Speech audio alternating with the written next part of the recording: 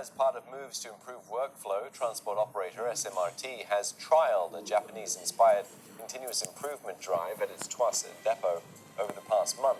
Employed at companies like Toyota, the Kaizen principle aims to have small improvements leading to big changes on the ground. Elizabeth Neo with more. At this depot, tools are arranged and stored in their assigned place. This reduces the time workers spend searching for the tools and helps them identify if any are missing.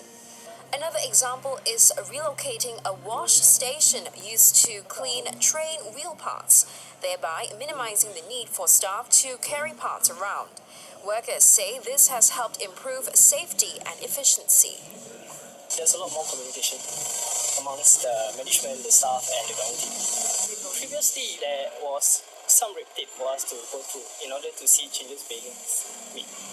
So now with the Kaizen team, we have removed all the red tape, and it's a lot easier for us. Basically, we suggest they make the change, and we can actually see the change quite quickly.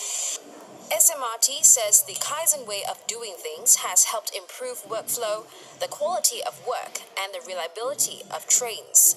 The target now is to make efficiency gains of 50% over the next few years. Asked if this could help resolve the deep-seated cultural issues brought up earlier by its CEO, SMRT says most staff are proud of their work. Employing Kaizen helps to improve the sense of accountability and ownership of our workers. Importantly, like I said, it empowers them to make changes in the areas that they feel that they are proud to do their work well.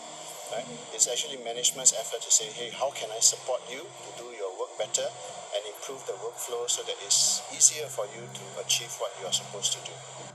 SMRT plans to deploy the Kaizen method at its other depots in Bishan, Changi, and Ulu Pandan.